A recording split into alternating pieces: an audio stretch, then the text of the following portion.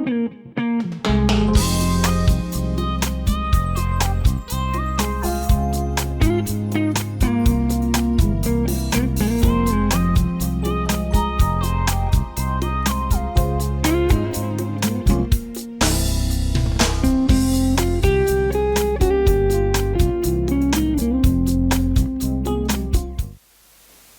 took me quite a long time to develop a voice, and now that I have it, I'm not going to be silent. Good evening and a warm welcome to all of you. In the spirit of that quote by Madeleine Albright, Avid Learning, in partnership with Consulate General of the United States in Mumbai and NGMA, are proud to present Fearless Filmmakers, Exposing Social Injustice. Furthering the cause of women-centric change is a key passion area for the Avid team. From hosting the Curtain Raiser to the TEDx Gateway Women 2015 to featuring change makers such as Martha Adams, Molly Crabapple, and Elizabeth Pisani, we constantly seek to add more feminine voices that are making a difference. In celebration of International Women's Day, this evening features Mary Dore, director of She's Beautiful When She's Angry, Nishtha Jain, director of Gulabi Gang, and Vibha Bakshi, director of Daughters of Mother India, in conversation with Anamika Chakravorty, Cultural Affairs Officer at the US Consulate General Mumbai. Coming from the US and India, these filmmakers' works transcend boundaries and have sparked important conversations around human rights, the need for justice, and documentation as a medium to create positive change in our communities. Before I introduce our speakers, I'd like to say a big thank you to Mr. Shiv Prasad Kened, Mr. Vadke, Dr. Manjari, and the rest of the team at the NGMA, and Tejaswini and the rest of the team at the US Consulate for helping us make this happen. Now a little bit about our moderator for the evening. Anamika Chakravorty is the Cultural Affairs Officer at the US Consulate General Mumbai, where she oversees the American Library, visiting US speakers, student and visitor exchanges, and a variety of thematic programs. She joined the Department of State in 2004 and has served as a diplomat in Sri Lanka, Jamaica, Washington, and most recently in Vienna, Austria, at the US mission to the United States Office on Drugs and Crime. In the course of her career, Anamika has worked on issues of human rights, trafficking in persons, domestic politics in host countries, and democratization. Mary Dore is an award-winning documentary producer and director who brings an activist perspective to her films. Dore grew up in Auburn, Maine, and began her career working with the Boston Film Collective that produced independent historical documentaries, including Children of Labor, which premiered at the New York Film Festival in 1977. She has produced television series for Maine Public Broadcasting and in New York. She produced and co-directed the feature documentary The Good Fight, the Abraham Lincoln Brigade in the Spanish Civil War, which screened at the Toronto, Sundance, and London film festivals. Nishtha Jain is an independent Indian filmmaker. She studied film direction at the Film and Television Institute of India, Pune. Together with Smriti Nivasya Jain, they created an independent documentary outfit, Rain Dream Films, based in Mumbai. Her films have received numerous awards and have been extensively shown in international film festivals, broadcast on international TV networks, and regularly shown in schools and colleges in India and abroad. Her documentary, Gulabi Gang, based on the life of Sampath Pal Devi, has received the Best Film on Social Issues and the Best Non-Feature Film Editing at the 61st National Film Awards. Vibha Bakshi is a national award-winning filmmaker and co-producer/co-director with Oscar winner Marianne Delio. A former business reporter for CNBC, Vibha has studied journalism and broadcasting from Boston University and New York University. Vibha's films have been aired on HBO and Lifetime TV in the United States. Her films include Terror at Home, a film which was part of the United States government's Emmy Award-winning campaign to stop violence against women, and Too Hot to Handle, HBO's highly acclaimed film on global warming. Her latest film is Daughters of Mother India, and is this year's winner of the National Film Award for Best Film on Social Issues, awarded by the President of India. This is the highest honor in Indian films. I'd like to now invite Anamika and our speakers onto the stage. Thank you. Good evening, and thank you so much for joining us. What we'll do is show one clip at a time for each of our fearless filmmakers. I will then invite them up for just a brief follow-up to their clip. And then when we've done all three, we will bring all three of them up for a panel discussion.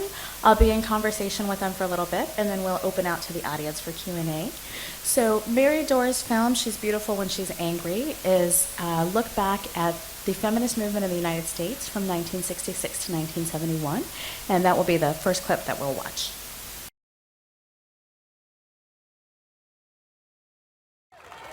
All right, thank you. We should have the right to choose. We should be mad. Are you mad? If I have a daughter, I want her to have the same opportunities and choices that I did. Susan Fluke. She's having so much sex she can't afford the contraception. Says that she must be paid to have sex. Planned Parenthood, I'm going to get rid of that. It makes her a slut, right? If it's a legitimate rape, the female body has ways to try to shut that whole thing down. What you see here is the beginning of a movement that women are human beings and that we have equal rights. As soon as Now existed and I heard about it, I was in Now.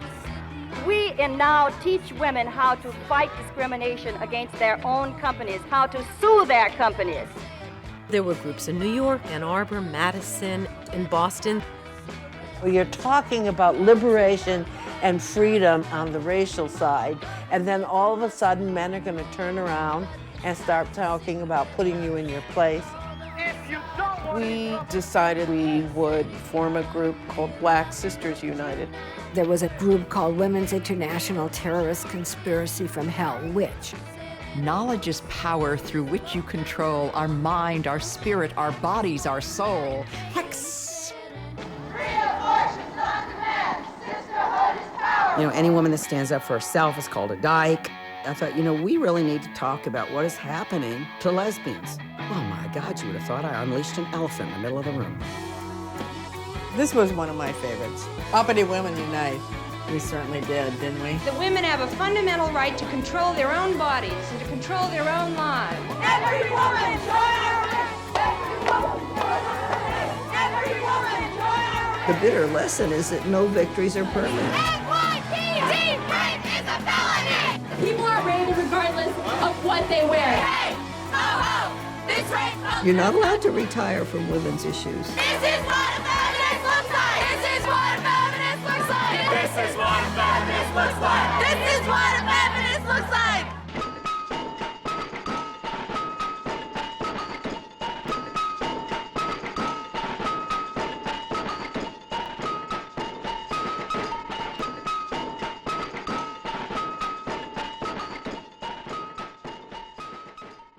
All right, so Mary, of the documentaries that we're going to discuss this evening, yours is actually set furthest back in the past, though, of course, from the interviews, it's really clear that this is well within living memory for many, many people. So my question to you is, why did you gravitate towards the late 60s and early 70s to offer this snapshot of the women's liberation movement in the U.S., and how did the current events at the time that you were making the film influence your content and your creative process? I'm going to probably answer this backwards. The content of the past few years had a lot to do with the content of the film. Because in the United States there has been a very calculated and punishing pushback against women's rights, particularly when it comes to reproductive rights and abortion. But the original reason for making the film had everything to do with the fact that this was a very important social movement that has not been well documented, that is not well understood, that is not taught in high schools or colleges, and it's almost been erased because of the sort of negative attitude about what women's liberation meant. So I really wanted to explore that, but also in the context of where we are today, because I thought it was really important. I think knowing your history really matters, and not hearing distortions about it. Boy, this is bad, isn't it? Am I sounding totally horrible here? Yeah. So those were the main reasons, was that it was a part of history that I was a part of. It had enormous meaning for me personally, but it also meant that I couldn't believe that every other history of that generation from the 60s and 70s has been documented and looked at in so many different aspects with so many terrific films, and yet this subject was deemed not worthy. And I thought, this is really important because we are having pushback, and without knowing where we were before, you won't even recognize how far back it's being pushed right now. And could you just really briefly tell us about the process of making the film? Because it actually came out at sort of an opportune time. It ended up in the theaters for a full year in the U.S. And as we talked about, some of the reason for that, of course, was the context in the United States in terms of women's rights. But it wasn't always such a hot topic, and you actually faced a lot of challenges in getting the funding for this documentary. Challenges is almost an understatement. I think total rejection might be a more accurate way to put it. I think practically every foundation in America had ample time to say absolutely no interest in this. This is not an important subject. It's not relevant, or it's been done before. You take your choice. You could pick any of those. So we didn't get funding. I mean, I started working on it more than 23 years ago, writing grants. But I'm a professional filmmaker and I work in TV a lot, so it wasn't like I was sitting around waiting for that magical check to arrive. I was working on many other series and television shows. But when we finally got our first funding in 2010, it was wonderful. It was not enough to really do much, but it was enough to start. And then once you get your first grant, it's much easier for filmmakers in general that you can roll that into the next one, because suddenly that moment you're legit. And in a way, the fact that it took me such a long time to make the film, because we had to stop, start. I mean, I was working on it full time, but we couldn't film the way you would do normally professionally, because when you don't have enough money to pay the camera person, then you have to stop. So in a way, we benefited, because by the time the film came out in 2014 and then in theaters in December of 2014, suddenly the awareness of the intensity of the rape culture that we're seeing on college campuses and all of that, the fact that many states now, not the majority, but fully, almost 1/3 of the states have at best one abortion clinic that's even open. And there are certainly politicians who are working very hard to make sure that even access to birth control is possible. So in some ways we've benefited enormously by the sort of waking up. The women's movement never went away, but all of a sudden people looked around and realized, oh my God, this is serious. We are really getting pushed back to another era. So we benefited from that. I'm sorry about that, but it was very fortunate for the film, and we use the film also a lot with different groups because it's a film about how do you organize, and so we brought in at every screening in every city that we showed at, which was many, many, many. We collaborated with women's groups of every kind, gay groups, survivor groups, health groups, Planned Parenthood in many, many cities, who is always getting defunded. So that's it. We're next going to watch a clip from Vibha Bakshi's film, The Daughters of Mother India. It takes a look at the response to the Nirbhaya rape case in Delhi in 2012. And it's actually been not only critically acclaimed and well received, but is also used in police sensitization training. And so let's watch now. It's a privilege for us to host this film this evening, directed by Vibha Bakshi. It touches upon a burning and difficult issue, something which has risen to social and national prominence in India. 72 hours after that brutal rape of a student in Delhi, an angry nation has come together for justice. There are students, women, men, activists, politicians, all demanding action and justice for a 23-year-old. Enough is enough. We can't take this victimization anymore. It was winter, it was December, and they faced the water cannons. I had never seen any country in the world react to a gender crime the way we did.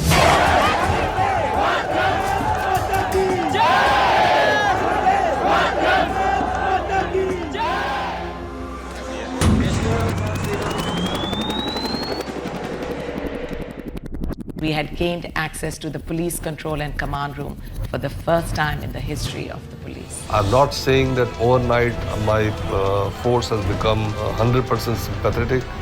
It will take time, but over a period of time, it has to change.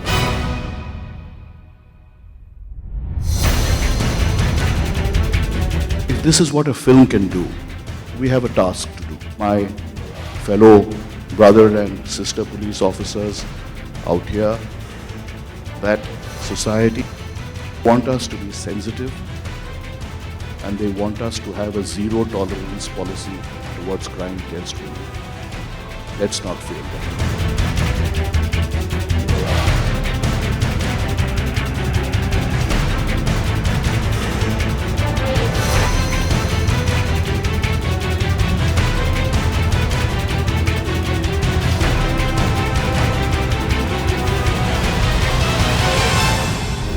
As head of Mumbai Police, today, women's security is priority one.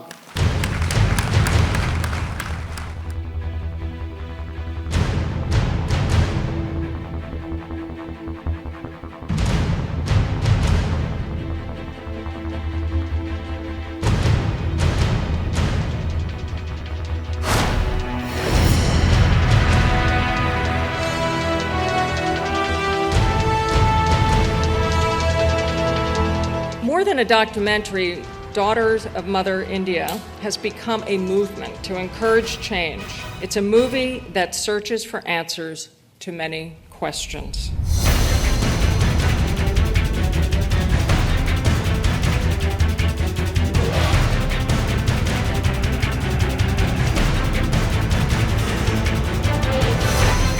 If we could work out a whole process where take this across to the 153 schools of the Archdiocese of Bombay, that it provokes thought and provokes change.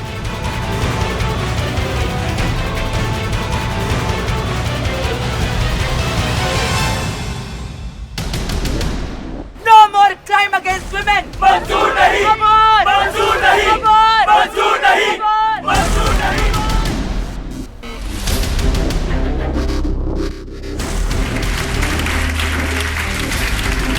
As a stakeholder of society, I will cling on to hope.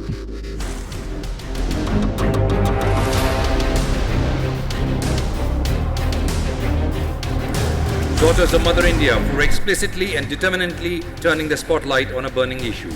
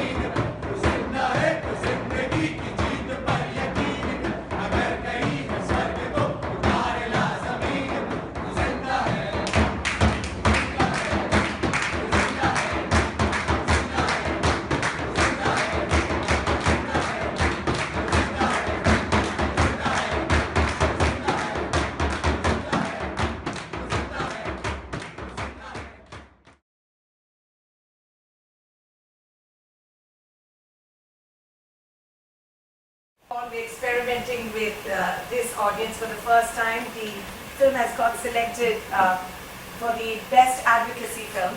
So we are just showing India's side of the story. Thank you so much for that. Nice that we were able to be getting things to sort of to look at this cut and get a sense of what has happened after the film. So, of course, you made this movie in the wake of the 2012 case, which dominated headlines, not just here in India, but internationally. And I think there was a lot of concern, certainly amongst the Indian public, but globally as well, about the status of gender violence here in India and what was actually going on, and was this sort of the tip of the iceberg. There was a lot of hysteria, there was a lot of concern, and there was a lot of public rage. People were looking for a way to direct that. There were protests, there were any manner of responses. And you before this had really been conducting your film career in the United States. You were working on commercial films, you were with HBO and with others. So what I want to ask you is sort of what was it about this moment in time that really captured you and made you feel like it would be a good idea to come back here and delve into that story? And how were you able to find a silver lining beyond the headlines and look at the positive impact that this might have and has continued to have, obviously, as the film has taken off, But specifically looking at the security forces and the government response, when people were so frustrated by that, how were you able to, instead of adding fuel to those flames, you were able to calm that and to get the real story and to get people talking, not about how upset they were about what had happened, but what could they do to make things better? Again, this is a very, very, can I go without the mic? This is a very, very small film. And I think it's people who took it forward. Even when the film says that it's been dubbed in 8 regional languages, not one person took money. So literally, there was crowdfunding that went behind making this film. When you were talking about how difficult it is, seriously, when our extra lunch box came, we'd be like, that's it. Our budgets are falling apart. It's, people came on board for the right reason, and I sit here as a very proud daughter of India. As any ordinary citizen, what we witnessed, the kind of revolution that broke out, I think we should be very proud the way India reacted. Now, this is an issue that can be very easily sensationalized, especially because I had gained access to the police. But one thing we were clear, if you are a stakeholder in society, you will not let the country burn. And that's exactly what we did. We did not go with any agenda. We went with a clean lens. And we said, you know what, just document what the voices are.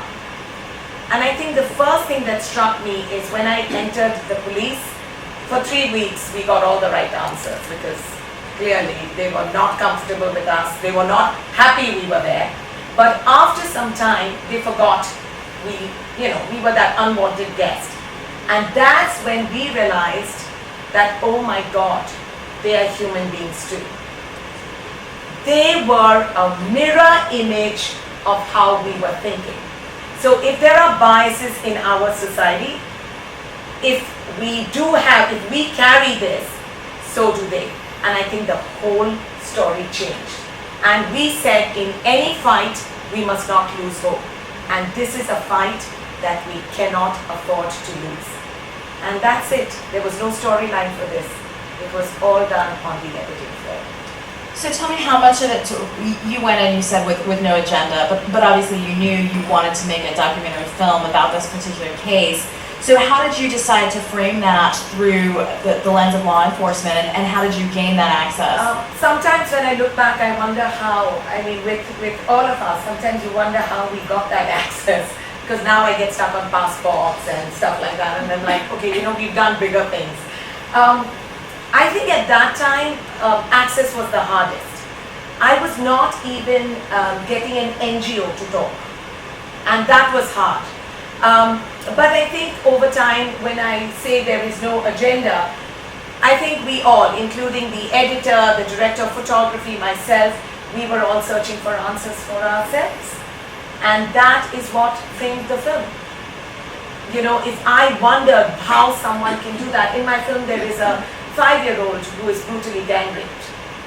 And at that time, I remember calling up my husband and saying, I am not brave enough to do this film. And he said, you cannot unsee what you've seen. And the only closure you can get is finish the film, and if one life gets saved, it's worth it. So as I said, we were just searching for answers. Thank you so much, Vibha. The next film that we're going to watch a clip from is the Gulabi Gang, which of course takes a look at women's movements. So next we'll have a clip of Nishtha Jain's film, The Gulabi Gang, which takes a look at a movement of women who are coming together to empower themselves and to identify and fight injustices in their community.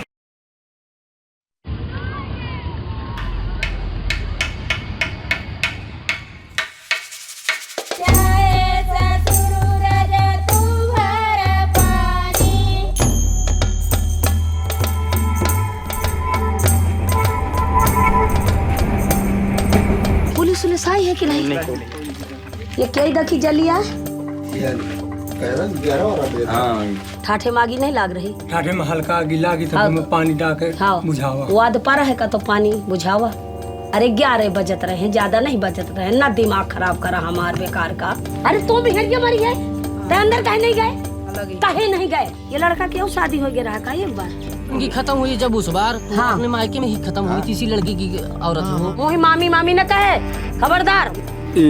जाने हम नहीं मठे रहा हुआ न तुम रहे। खाना बनाते समय आग लगने से मर गई है, हम किसी प्रकार की कोई पुलिस कार्रवाई नहीं चाहते, हम पूर्ण संतुष्ट हैं, तो हम उसमें क्या करें? मैंने सोची कि मैं सदस्य ऐसे नहीं बनाऊंगी, जब उनकी खुद की जिज्ञासा होगी तो हम सदस्य बनाएंगे। यही आए दिन हत्या। मैं संपत पाल हूँ और मैं एक महिलाओं का संगठन चलाती हूँ।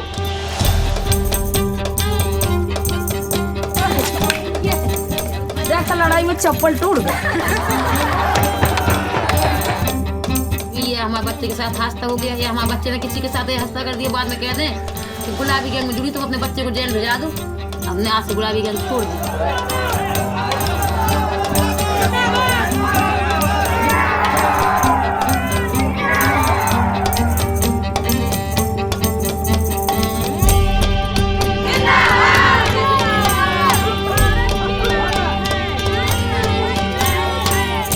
वो ताकत मैं पैदा करूंगी। ये साड़ी मानी गिर गया तो पट्टा मार। हाँ। अरे ऐसे नहीं, थोड़ी रुको, लड़ाई है लड़ ले।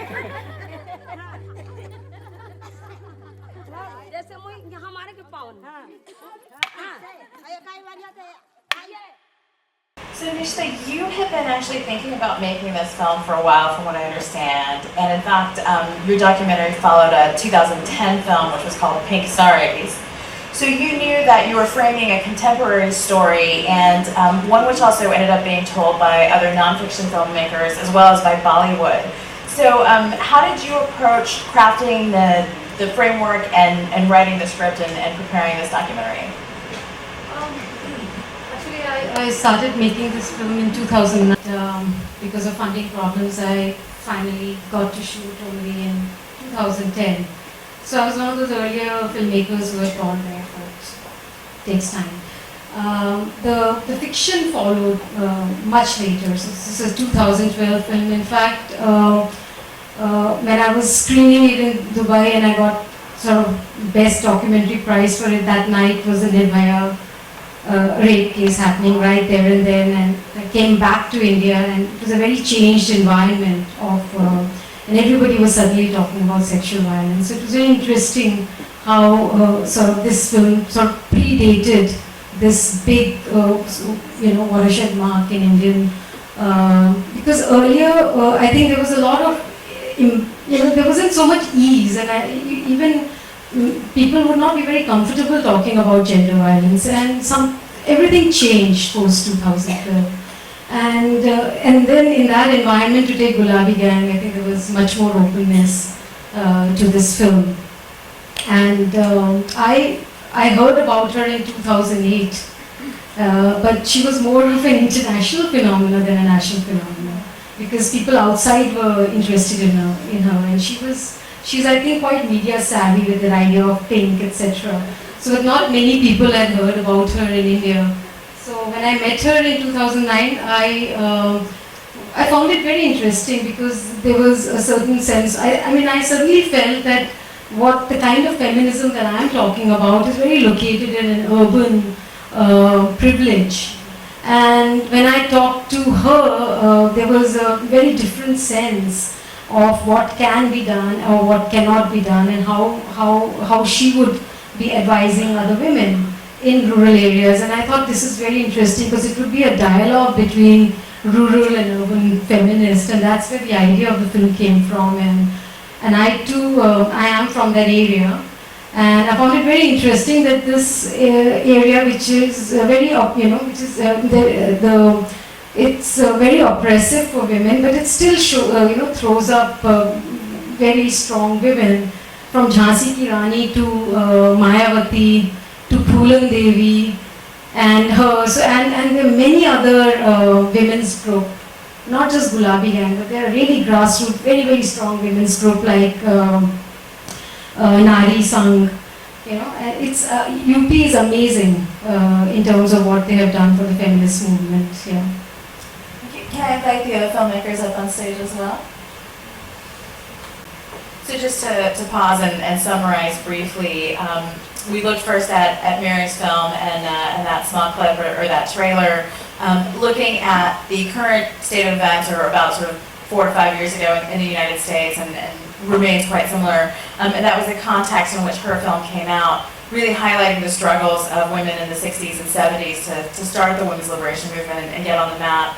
And then we looked at Vibha's film and the impact that has had on people here in India, both the law enforcement, security personnel, as well as the general public, and internationally, kind of responding to the film itself and the content, and really being inspired through that craft of filmmaking. I mean, and finally, our discussion with Nishtha just now was on this concept that, you know, although her film came out, perhaps she was in Dubai showing her film when the Nirbhaya rape case was ongoing, and her film actually predates a lot of these public discussions on gender, but very, very clear that in the local community there was an understanding and an awareness that there was a real need to work on some of these issues of gender equality, of violence against women, of sexual violence. And so we have just a fantastic panel of filmmakers here, and I'm really excited to chat a little bit about their work with you all, and then to open up the floor for questions. So now that we've seen some clips and have a little bit more background on each of your films, the common thread, of course, aside from you three as fearless filmmakers, is that you've really profiled what I would call fearless change makers. You've told some remarkable stories, and I would love to hear from you all what were some of the inspiring stories that you encountered, whether they made it into your films or they may be on the cutting floor, or in Mary's case, in the hour of extras that are going to come out on the DVD. So I'd love to hear, you know, obviously this is challenging work. You're facing some horrific stories and people's trauma, and so I imagine what keeps you going is some of that inspiration and that hope, and learning about people that are doing amazing work. And so please highlight some unsung heroes for us. Yes, does this work? It does. Compared to the other two films, we do not have the level of trauma. I cannot even begin to come close in terms of the incredibly emotionally moving, just from seeing the trailers. It was just so effective and amazing what you've done. In our case, in terms of our film, what was amazing to me was that these women, despite the things that have gone right in their lives and wrong in the world and right in the world, they had that sense of power, the sense that they knew that they could change the world. As one of them says in the film, you can't tell me you can't change the world because I saw it happen. And that was so inspirational for me. It still makes me practically teary because they had such a sense of agency and the sense that they were up against impossible odds. They were ridiculed, they were humiliated, they were sexually harassed by professors and had to leave graduate school because it was basically a choice of give sex to your professor or quit. So they were heroic in so many different ways that, you know, when I tell it to people nowadays, some people can't believe that stuff is true, but we all know it's true. It's true still today. So some of the stories that were really moving to me, I'm trying to think, you know, I do have an extra hour. The DVD the whole DVD just came out on March 1 for Women's History Month. And I did selfishly, one could almost say, add an extra hour of extras to it because there were so many great stories that I couldn't put in, and it made me crazy. So anyone who buys the home DVD gets that luxury to look at some of the stuff that I was very fond of. I found many of them incredibly heroic in terms of what they do, and one of the stories that we covered that I think is just unbelievable. A number of women, dozens of women in Chicago, starting in the late 1960s when abortion was still illegal, started a collective. They started an underground illegal abortion clinic where they would go to different houses every day. The women would risk doing them in their own houses. They had hired an illegal abortionist who would come several days a week, and women would come, but they'd have to switch houses every day because in those days, to even discuss an abortion was 3 people talking about an abortion was a felony you could be convicted of felony murder just for discussing the concept, forget doing it. So since abortion was illegal, they, what? Am I not speaking loud enough? Oh, I'm sorry. I thought I was distorting. So they started doing this in the late 60s with an illegal abortionist who ultimately taught the women in the collective how to do abortions themselves with safety and care. And these women then taught, the doctor taught the first 5 women, the next 5 women taught other women. And if you get to see the film, you'll see it's the most amazing thing in the face of neglect and the fact that thousands and thousands of women were dying every year from illegal abortions. They provided safe and loving care, and obviously did it with very much an understanding that these women were doing this because they needed to, that if they didn't give them a safe abortion under these circumstances, these women would go to these faux doctors or just butchers, you could say, and might end up dying from the procedure. So by the time Roe v. Wade, which was the law that changed abortion rights in the United States in '73, by that time they had assisted in over 11,000 abortions underground. And every day they would move the house so they wouldn't get arrested, so it couldn't vote. It was like they were their own kind of underground. And they weren't the only ones doing this. I could have covered other places where similar things, now I'm loud again, right? No, I could have covered other places, but I thought what they did was so extraordinarily brave and heroic. And I'm still moved by them, and I hope and pray that we don't have to go back to that again. And sometimes I really worry about that because the laws have been, in America right now, in some places there's only one abortion clinic, in some places they make you wait 3 days, in some places they just, they've killed abortionists, they've killed people who work in abortion centers, people who are very, harshly against any abortion rights. So, And Mary, would you talk just briefly about the arrest of 3 of the women from Jane, and then how that resolved with Roe v. Wade? Well, what it was actually, I think, 6 women from Jane. After the film, a few years later, because our film ends in '71, about a year later, 6 women got arrested, even though it was basically an open secret in the town of Chicago. I mean, all the women I've met from the collective say that police officers would frequently come to them and bring their girlfriends or their wives when they needed an abortion. So it wasn't like everybody kind of knew it and just went like this, so because they knew this was the safest way for someone to get an abortion. But apparently what happened in '72 was that a woman told her sister-in-law that she was going to have an abortion, and the sister-in-law was so outraged that she called the police, and the police, I guess, felt they had to prosecute because now it's been sort of exposed in a way that if they ignored it, they would get in trouble. So the woman in our film, Judith Arcano, had already just had her first baby, was like a year old, and they were looking at big jail sentences, and it was terrifying. I might add, though, that the collective, except for the ones who were arrested, they couldn't do anything. The rest of the collective still kept performing abortions under the wire, under the radar, as it were, moving every day. They did not quit because they knew women still needed them. And the reason that this has a bit of a happy ending is at the end, a year later, Roe v. Wade passed the Supreme Court. And because of that, they had to just drop the case completely. So the women did not have jail sentences. So talking a little bit about the police makes a good segue, Vibha, if you would tell us some of the stories that inspired you in the making of the film, either police or activists, in fact. to take the mic. When I look at both of them, I'm not quite that brave. So to get the title of fearless, I feel good, but I think there's a lot more that, when you look at a lot of issues, it's not easy. I remember when there was a 7-year-old who was molested in the film, and the woman drags the alleged rapist to the police, and everybody knew about it.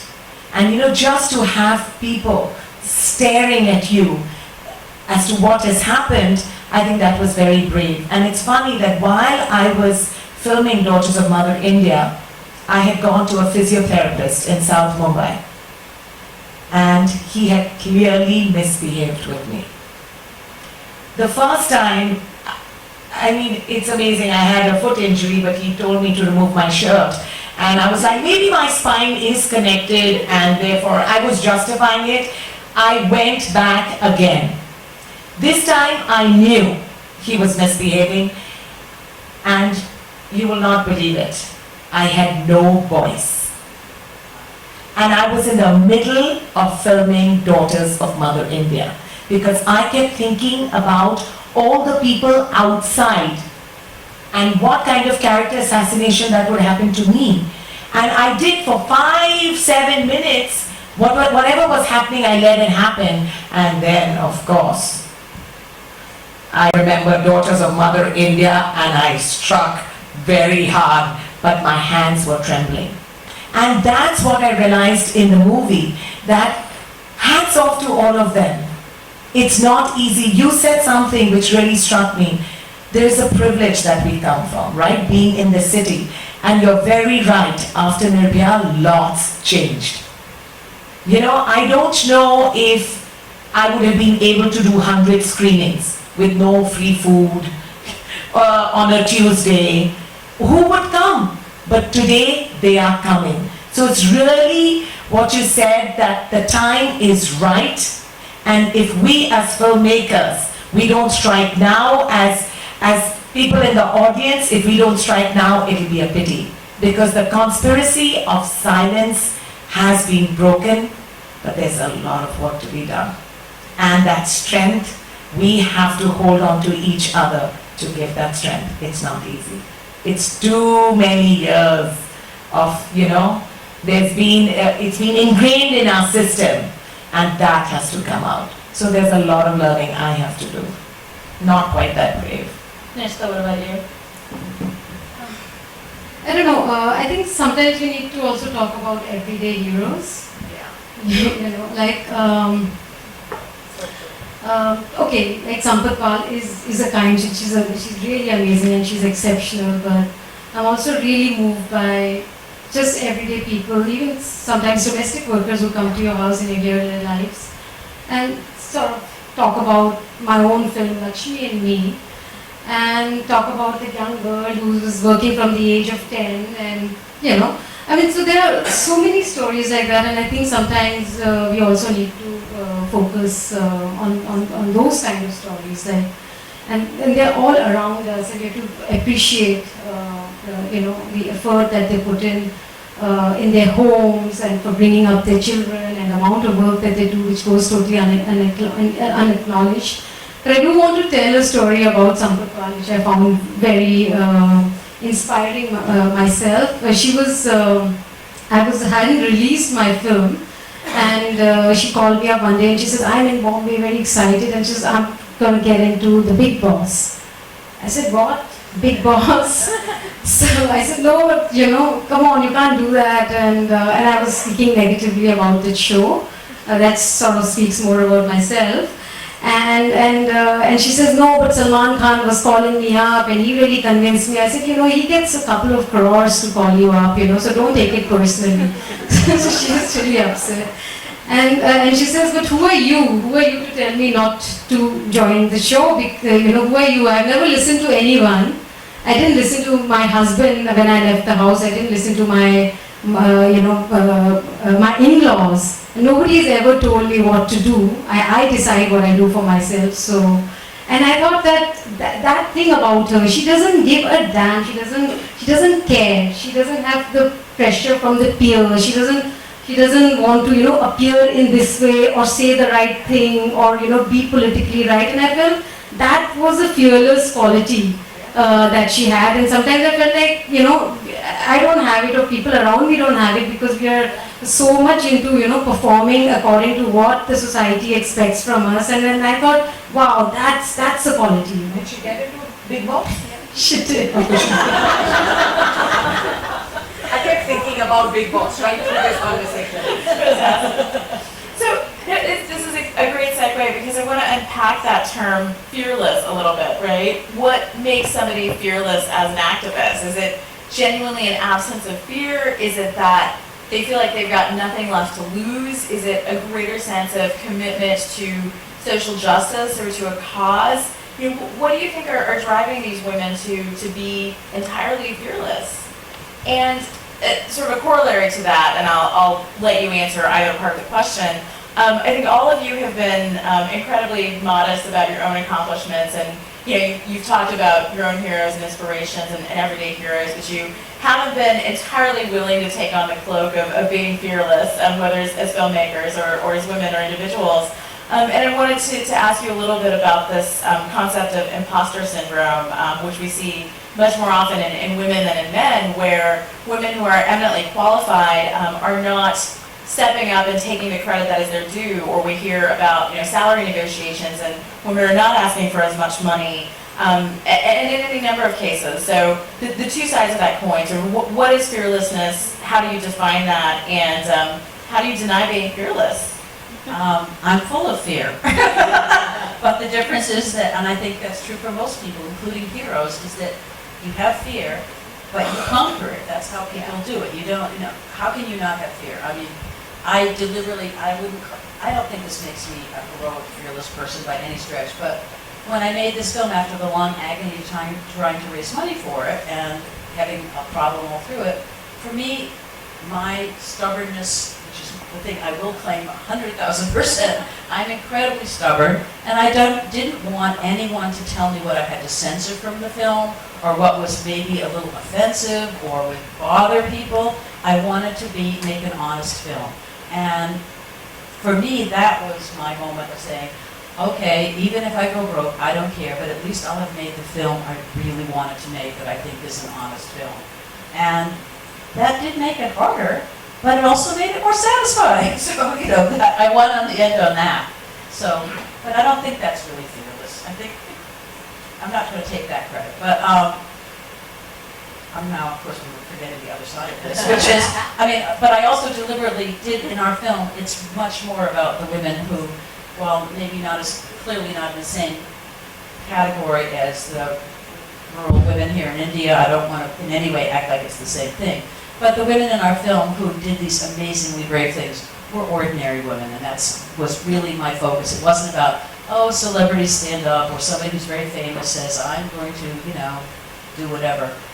For these women, they took enormous, enormous risks. They basically jumped off cliffs, in a sense, because the culture of America at that time, which is not so surprising, was about trying to get married by the time you were 20. And if you weren't married by the time you were 20, you were a failure and an old maid, and you would have nothing in your life. And they looked at all those things and they said, why is the world set up this way? Why is this what's normal? And to challenge that when it's generations of brainwashing and your parents telling you that we're sending you to college so you can get married, because that's the whole goal of going to college back then.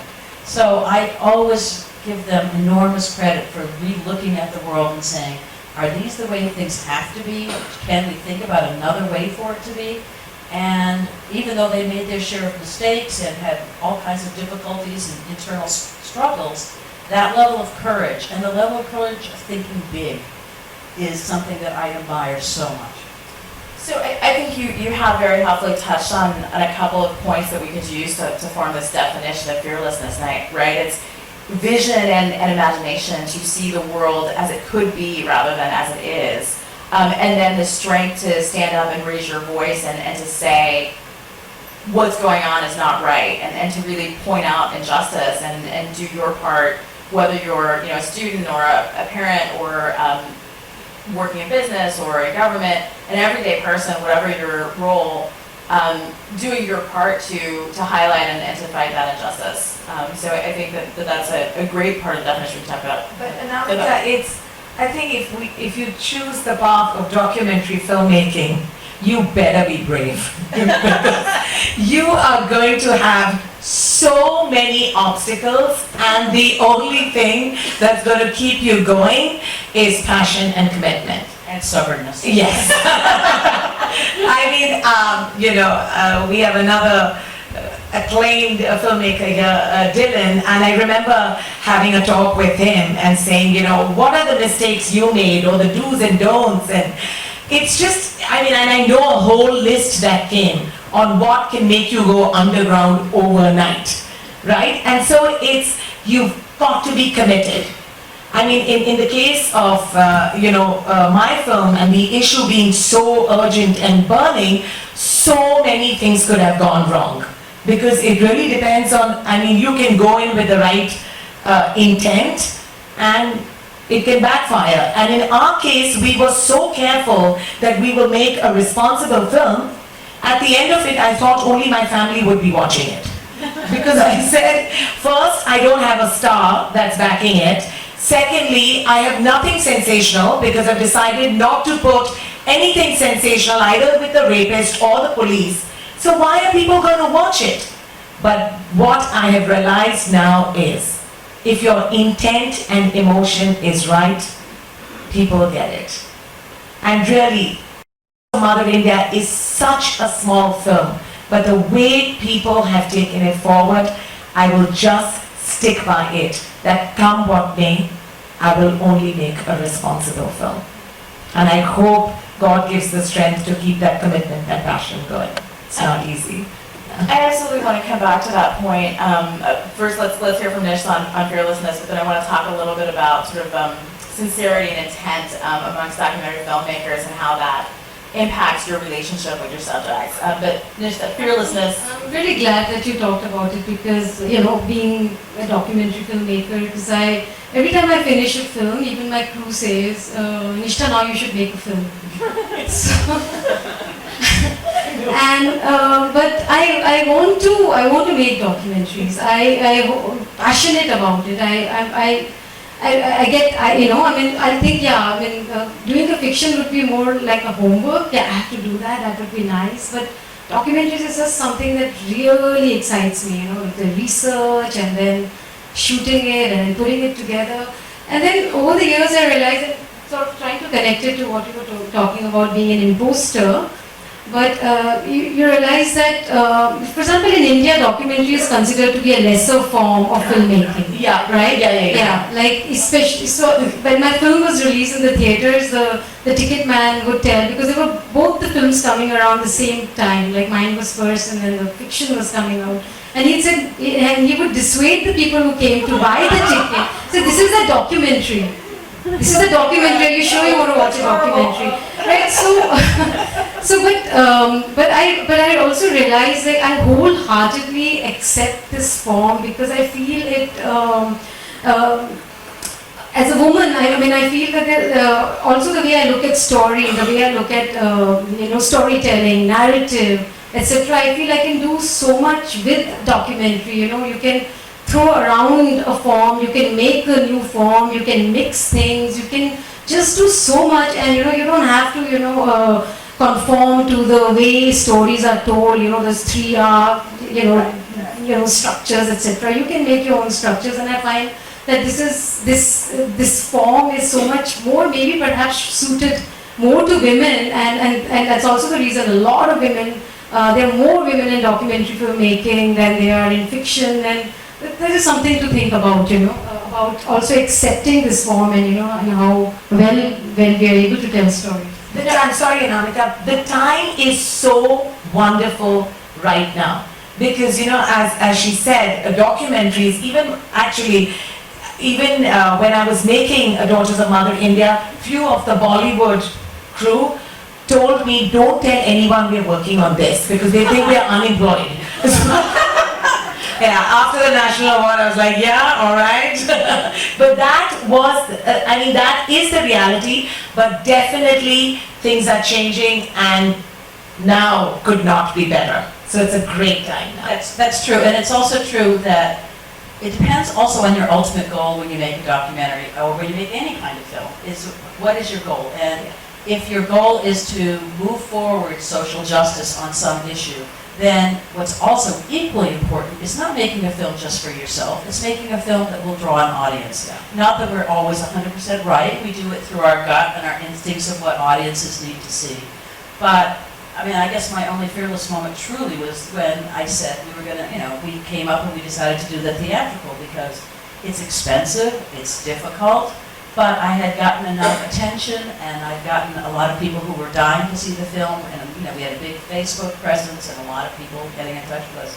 And I don't see the point of making a film if you don't get an audience. What is, it's so much work and sweat. I don't do it for it to be archived someplace. I want it to be seen. I want people to take it and embrace it. And we were very lucky, what happened with you, probably, maybe clearly on a much lesser scale, but we had people take on the film like it was their baby because they felt like this had to come out, the story had to be told.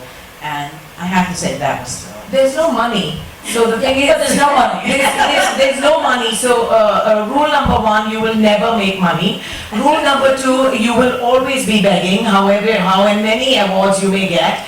But the results, when you see impact, that kind of high, I don't think you can get with anything else. So even with the police, since I've been doing it in lakhs now with them, to see that if somebody there changes, and as a result, somebody else's life gets changed, it's all worth it. And also I think documentaries, because it's not shown in theatres, it's also exploring so many different ways of getting the films to the people, and I think that itself is so innovative. And there's another thing I learned, like people don't want to go and see documentaries in theatre per se, because documentaries always been associated with watching with the filmmaker. And they'd rather come to, say NGMA and watch the film with the filmmaker than buy a ticket, because that's more like a cold screening. But here you can ask questions, you can interact with the filmmaker, ask all sorts of things, Yes. I just realized that it's also, it's a different way in which documentaries are like going, in villages they are watched and in small rooms, and it's reaching out. So, we don't have the numbers, how many people are watching it, but a lot of people are watching it, but we only talk about theatrical screening. So, it's important to talk about this. You guys are a great audience. So I feel like 10 people are coming, there's another big event happening. He's like, never mind, the right people will come. That's what's important. So I want to come back to something that we've been talking about a little bit, which is the space for women in documentary filmmaking. And in the United States as well, I think as in India, the gender balance of people behind the camera is much, much better in documentary than it is in fiction filmmaking space. So particularly in Hollywood, the numbers are quite low for women who are making or writing films or directing, producing. Whereas in documentary, that's different. And as we were talking about earlier, we were talking about sort of access, and I think it's Mary who was talking about both of you actually, Mary and Vibha, were talking about the sense of responsibility that you feel to really tell a story with integrity. We can talk about access and sort of the initial level of saying, will you let me talk to you, and you can show up for an interview. But once you get there, building a rapport with your subject, getting to the stories that matter and the stories that surprise you or help you frame your film in a different way, I think is a real talent and a skill and something that requires compassion and empathy and integrity. And I'm not saying that women have more of those things, but I will say, whether it's nature or nurture, there is a particular expectation of emotional labor for women that we are naturally expected to try to learn more about other people, to ask about them, and I wonder if you think that helps improve your work as a filmmaker. That's for you. I think that's like that's basic. Like there has to be one has to give. I think filmmaking can, especially documentary filmmaking, can be very acquisitive. You can take away from people, so it's very important that you give back in the form and how you show people. Are you going to show them with dignity? Even so I think all those things are without question. Those are the basic. What should I say? Rules that I follow for myself, and I'm very self-reflexive in my filmmaking. I talk about the power of camera itself and power relationships that we are creating. A filmmaker, most of the films do have a very intersectional gaze, because you're an urban filmmaker looking at rural people. You're a middle-class person, rich person looking at poor. You're a white woman, you're an American woman looking at women in India. There are all these layers of power relationship. We have to be very conscious about about it, and I think that awareness is very important. So it's March, which in the United States is Women's History Month, and we're in the lead up to International Women's Day on March 8th. But last month in the US was actually Black History Month, and I want to ask all of you it's actually a pet question of mine, so forgive me for subjecting everyone to this. But before I became a diplomat, I was a civic educator. I worked with students. And in February in particular, I would ask my students which model of activism was the most useful in the fight for racial equality. So was it Malcolm X? Was it Martin Luther King? Was it Thurgood Marshall?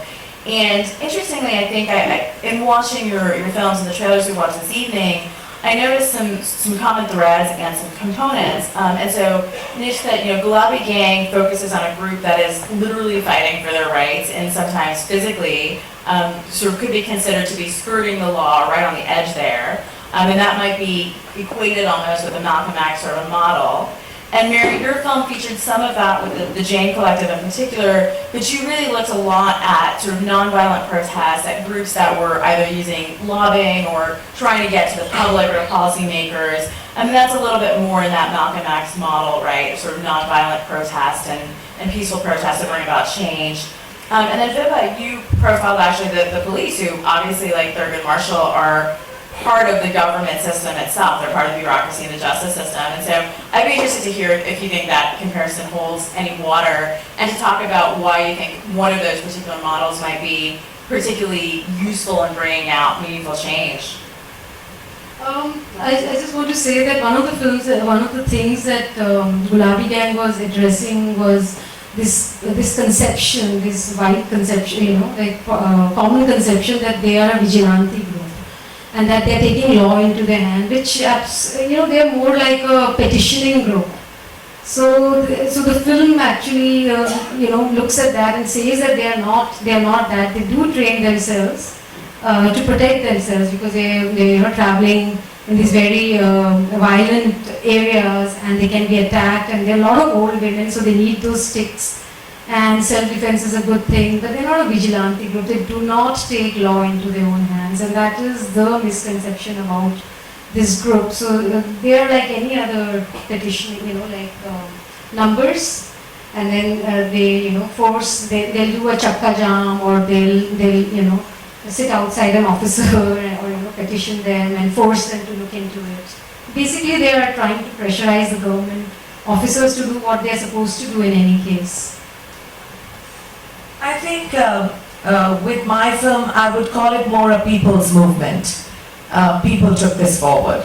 And why was the time right during Nirbhaya's rape and murder? I'm sure that night there were other Nirbhayas who died. But I think there's a spinning point in any revolution. So I think it was just the time was right, and it became a people's movement.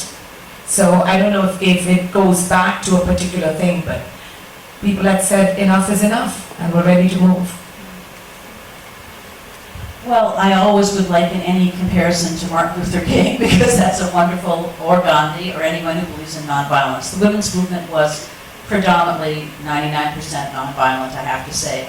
There's a scene in our film where they start taking up karate lessons, because women are getting raped on the streets all the time, and they realized if they could actually fight back, that men would be terrified. They didn't even have to practically touch them. Just the idea that women would be brave enough to do self-defense, which probably ties in a little to your film in that same way.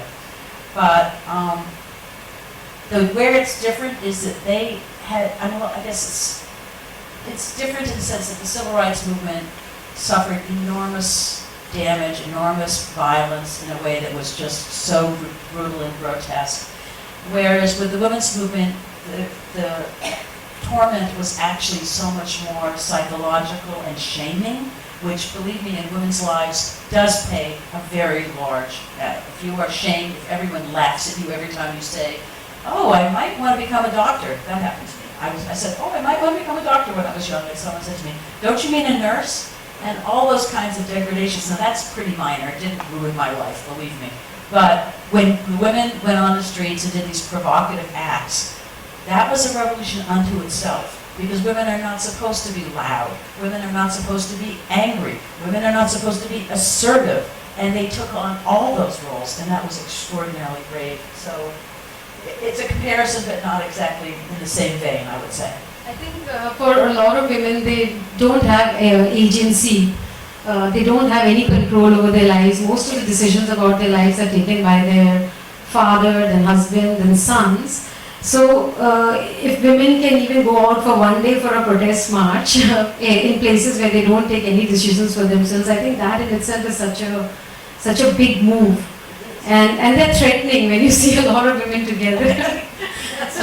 Yeah, but I just want to say that, you know, I think Nirbhaya could have become, post-Nirbhaya, it could have become something. Things have changed, but I think there is, being such a casteist society, I think people responded much more to the Nirbhaya rape. It was in Delhi, it happened in, you know, it was something that it can happen to me if I'm, you know, it can happen to our class, it can happen to my daughter who's traveling in a bus in Vasant Vihar, but still things are happening every day, and they can happen in Jharkhand and Bihar, and people do not come out on the streets.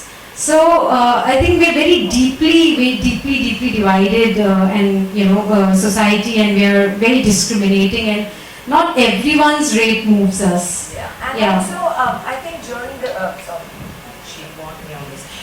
during the filming, I realized one thing, that it's not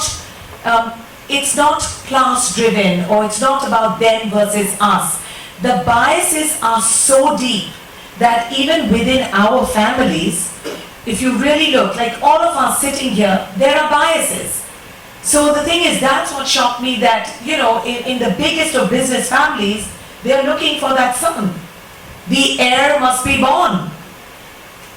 When you talk about opportunities, you know, the daughter can be bright and, you know, committed and wants to move forward, but the parents are always thinking about the son's future plans. And all that has to change, because it's not just about going on the streets. It's about having this conversation at home. And all of us going back and having this conversation. So that these biases, that we don't have to go onto the streets, we can have conversations where men and women are participating in this conversation. I think then only we'll be able to move forward on this. So I'm going to ask, I think, one final question before we open out to the audience, and it's something you touched on briefly, but I'd be interested to go back to a little bit. So in a number of fields, there's a real tendency to categorize by gender. So in fiction, there's chick lit, and in fiction films, there's chick flicks. And obviously documentary films are well outside of those characterizations, but I have to ask, were you worried in presenting your work that you would be limited in how you were marketed, or who would see your film, or you'd only reach a particular segment? And how did you overcome some of those misperceptions to sort of gain traction and ground? You be naughty. Yes, I mean, people, they will, you know, they'll say, oh, this is a film about women's rights, or this is a film about women. So as it is, you've lost half your, you know, the theatre going audience. So where do you start? You know, it's, and then you'll have something like in fiction, you'll have male filmmakers making films like Queen, or you know, many female centered sort of protagonists, female heroes, and but they want somebody else to be looking at them. There's a different gaze of you know, woman filmmaker brings. You know, it's how you look at a woman and how a male looks at a woman. It becomes. I mean, I'm not saying it is different. For example, if you look at Masan, the way the director is able to, you know, portray the male character and the way the female characters are portrayed, it's very different. So if you're a woman filmmaker making a film about women, you're, you know, it's kind of, and then it's rural areas, then you're going to get very little audience. So, I mean, I don't know how we are going to be able to change that in the next 10, 20 years. I don't even want to try. Well, I wouldn't say, I haven't got statistics, but we've had a lot of males both support the film. Most of my really good reviews were actually written by men, which was quite thrilling to me. I was happy about it. But I also tried to talk about the film as essentially a film that empowers social justice, period. Because the women's movement in America was also about the fact that inequality also applied to males' lives in terms of being responsible for being the breadwinners and having no relationship. And the women's movement actually helped liberate men so that in America, at least in my world, but in plenty of the world in America, men do cook. Men do take care of children. Men actually sometimes are the stay-at-home parents and the women go to work depending on who's got the better career going at that moment. And that's normal now. It really isn't humiliating, which shows it took decades and decades to get there, but it's a really, really good thing that has happened. But there was another point to this about gender, besides the getting to more people. I did expect to be, stereotyped. I did expect all that, and I didn't know that we would get big audiences, but we did. And I think that just speaks to the fact that when you're making a film, that you're lucky that you're in the right moment for the film to come out, which in my case, in both your cases, you were dealing with something so current, and that I can see why people would be immediately drawn to that. Whereas history is considered so boring. It's like, you can't do worse than, I made a film about history, and it's about history of women. It's like, you're doomed, you're as doomed as doomed can be. No one is ever gonna go see this film. But I deliberately, partly because of who I am, and partly because it represented the movie. There's a lot of humor in it, there's a lot of great music. I wanted it to be entertaining and uplifting in a sense, without being dishonest about the history, because the history is complex and sometimes heartbreaking and rendering, but I felt I wanted to make it for all those reasons. So, and that did work. And so did we mostly have women in the audience? I would say a grand portion of them, but lots of men came too, and some of them had the most heart-rendering questions afterwards, and I'd have these long conversations like I was either a therapist or the queen of feminism, neither of which I am, but I would try to talk to them about all their issues and why they were so drawn. Really, in one, this isn't going to be televised or anything, right? This is just a little, is this going to be, I won't say it then. This is going on YouTube tonight. Oh, well then I'm not telling you. That's the case. And I so appreciate what you said about the trust with your characters, because I've worked in commercial TV a bunch in terms of making documentaries, I have seen so many people who are so arrogant. It's like, this is the way we want to tell the film, and if it distorts your life, it makes a better story. I cannot tell you how many dozens of times this has happened to me, and the arrogance, I have to say it happens with both genders, but I've seen more of it with men, who literally feel that they can tell a tragic story about a mine accident where many people died, and then for their own convenience would shape it the way they felt was right. And he said, one of the filmmakers said to me, he was from CNN, and he said, well, I know that nobody in the mines liked the way I told the story, but I thought it was honest. And it's like, wait a minute, I'm not saying, you don't make a film to serve and to propagate, tell propaganda, that's not the goal. But if you have told a film about their tragic history and they think you've got it totally wrong, something is off here. I don't know what it is, but clearly you did something wrong. I think it helped me being a woman with the police. Not, no, it didn't. In the beginning, it was very, very hard. And I can understand that, woman walking in, giving the orders or what they thought was, you be here, you be here. It was very, very tough in the beginning, and that too I was in Delhi. But I think the way they embraced it now, it's all good. So my largest audience now are men, because I've got numbers with the police, and they have been very, very receptive. So it's worked. Yeah. All right, we're going to open out to audience Q&A. So show of hands. I see one at the very back there, Joe at the back, and then we'll come down to the lady in just a moment. Gentleman at the back there. We have 5 minutes of Q&A, so is that true? No, we've got a little time. 1, 2, 3. Mary, you made a very interesting comment on the fact that your Indian colleagues also have a certain raw emotion to it. As to why that is, if you look at the debate around feminism in the US, it's to an extent cerebral still, especially after Roe v. Wade. If you look at the positions that are taken, they're still genuine positions, pro-life, pro-choice. Especially, right-wing nut jobs like Limbaugh aside, there is quite a strong debate even among the left that gender as a category is subsumed by class. So is feminism really a sideshow to the class war, etc.? There is a genuine debate there. But if you look at India, the issues we're talking about are so visceral. It's the right not to be raped. It's the right not to be burned alive.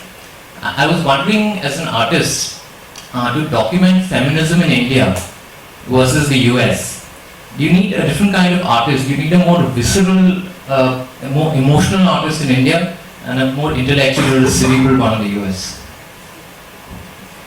I don't find it, I have to disagree with you about that. I don't find it's just cerebral by any stretch. There are women every day who are going through appalling experiences of having no rights in their lives, to have to choose whether they'll take an abortion that might get them killed because they're going to some horrible person somewhere. What I was referring to in terms of the visceral level is the fact that they were both documenting incredibly important events which did center around violence. My film does not center around violence. My film centers around discrimination and human rights and all those issues. So it's true that in the academies, certainly in the States, that some of it is purely intellectual, but that's not where the activism is right now. And that's really, in some ways, it's changing very much because, as I said, with things going so backwards for women, with the rape culture going on in a way that, if you're a famous athlete, for instance, who makes millions of dollars, yes, you can beat your wife to smithereens. Yes, you can,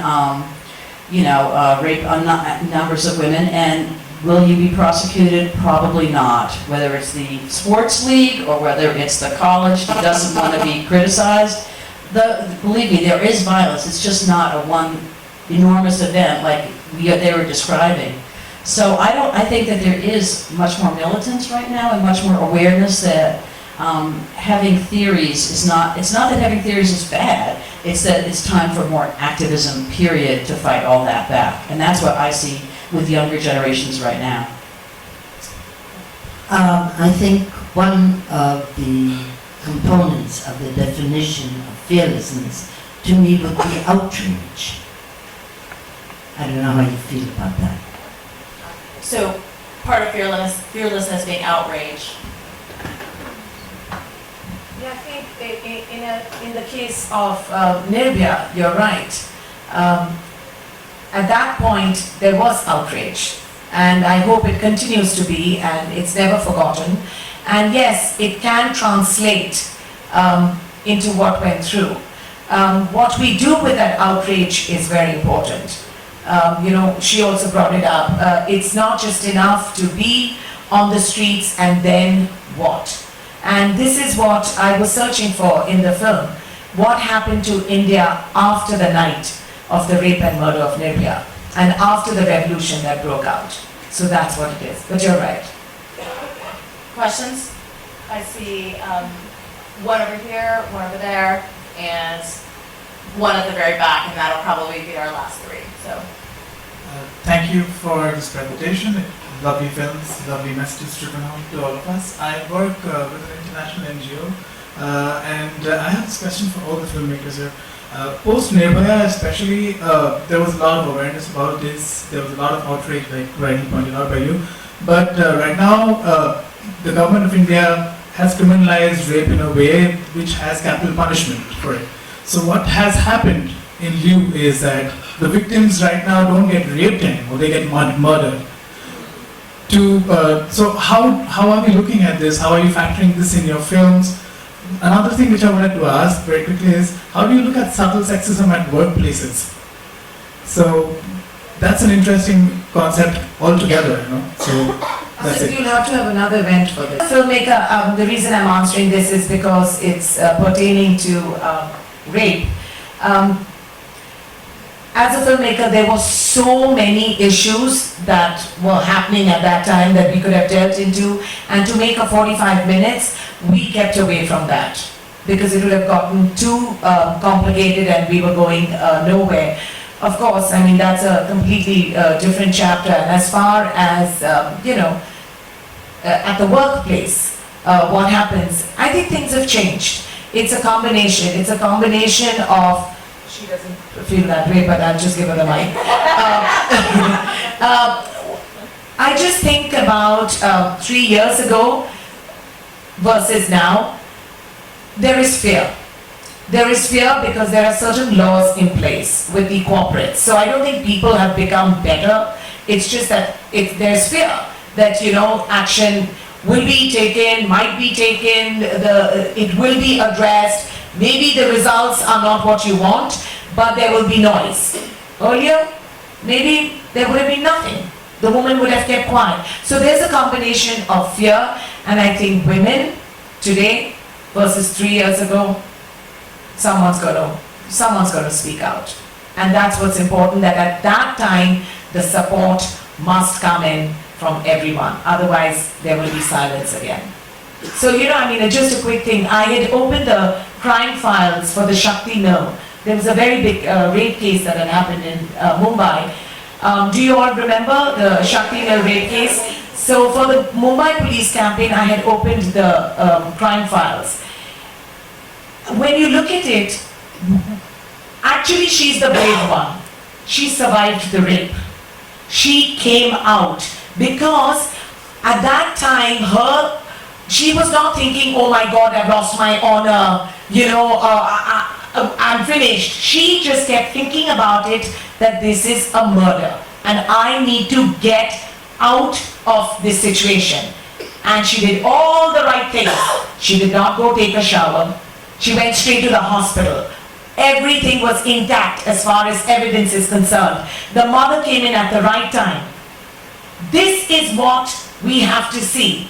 It's not a matter of thinking, oh my God, the shame is on us. And this is what Flavia Agnes, she had written about it, she's one of our leading advocates, is what we need to teach our daughters, what we need to teach our family members is not about the honor and shame, but how do you get out of that situation? And for that, everyone needs support. And it even comes down to, in the office, you need to have a lot of guts to make that noise. So support is important. I have to say that Viv is absolutely right that we could probably easily have another 2 or 3 sessions on this, even unpacking just some of those questions. I will highlight something about the Shakti Mills case in particular. The woman who came out and who had support was an upper middle class woman working in a progressive job with a lot of family support. And when the case came out, it turned out she was not the first person who had been assaulted. Several other women had been assaulted by that same gang of people. And in fact, one of the things that they did to threaten and intimidate these women is film the rape, which was evidence of their own crime. And they actually used this to shame the women and say, we will release, this video footage and you will be the one who ends up looking bad and your family won't take you back and society will shun you because, look at you, you're a loose character hanging out in the mills with men like us. And so it's absolutely appalling, and I think that you're right that support has a huge amount to do with whether or not women are able to report the crimes against them, to seek redress and, find justice in the justice system. But as you touched on in talking about it through the prism of the gaze because you're a filmmaker, but obviously what we really are looking at are issues of caste and of class, of socioeconomic status. In the US, race comes into it, sexual orientation. So there's so many issues at play with the survivor and whether or not they are able to access the justice and the resources and support that they might need. For example, I've been closely involved with there were several reports of sexual assaults in, as for example, SRFTI, and that's a film school. And the women who had reported were really shamed, and the whole institute was not supporting them. So I don't think there is a sense of fear. In fact, the whole institute got together, the classmates and lecturers, and they were trying to say, oh, we are a cool place, and why are these women talking about sexual assault, and they're bringing dishonor to our institution, etc.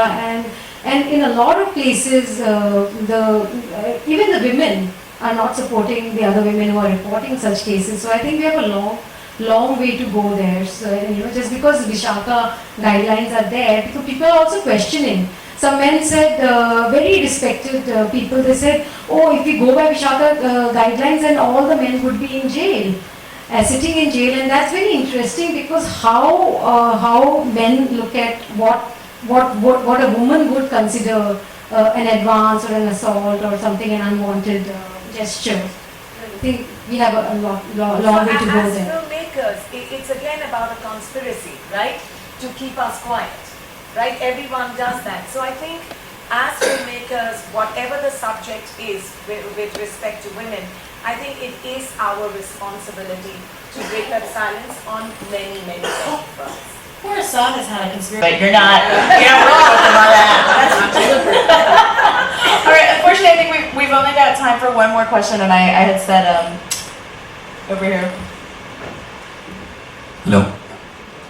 I just want to say it really takes a lot of, I don't know, you refuse to be fearless, and I take a lot of courage. I, as a person just starting in this field to be a filmmaker someday, we easily swayed away by things like, why not to go for a TVC to make a better living, or why not to, watch for something which gives you like a return and recognition, instead of going for a documentary film, which, like all of you said, that you're not sure of when it will be finished and when, what the result will be. So I would like to, more interested in the process of how you get mentally prepared yourself, this is the time, and now I'm going to start making it. Now, whatever resources that I have, I'm going to start making it. Well, sometimes you have advantages because something terrible happens to you. So I was laid off from the local public television station, which is a very big one in New York. And the first thing that came to my mind after being, furious, what can I say, because they laid me off and 60 other people with no warning, because they're always having budget problems, was I thought about what is the film I want to make most in the world if I didn't have to go through the layers of approvals, which you have to do when you're dealing with any corporate media. Even if it's a non-profit media, you still have to go through those labels. So that's what gave it to me, but at some point, it's such a personal journey. It's so important to you. You live your life around it. It really is the most.